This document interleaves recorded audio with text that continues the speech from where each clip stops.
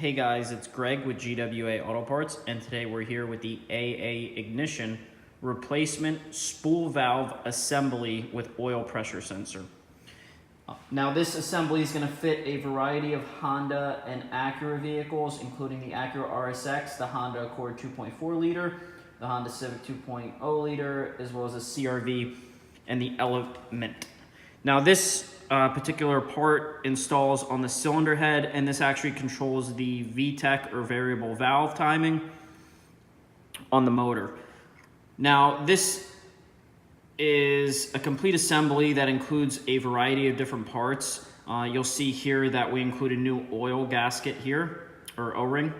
You want to make sure you lightly coat this with oil prior to installation. If you come over here, this actually includes a new oil pressure sensor right here. This is the actual solenoid for the VTEC. You can see it has a factory style connector here. And the last thing, if you take a look, it includes a heat shield on it as well. So you're able to replace this as a complete unit on the cylinder head without having to swap over existing factory parts like the heat shield or whatnot. Easy part to install, and it will get your vehicle back on the road.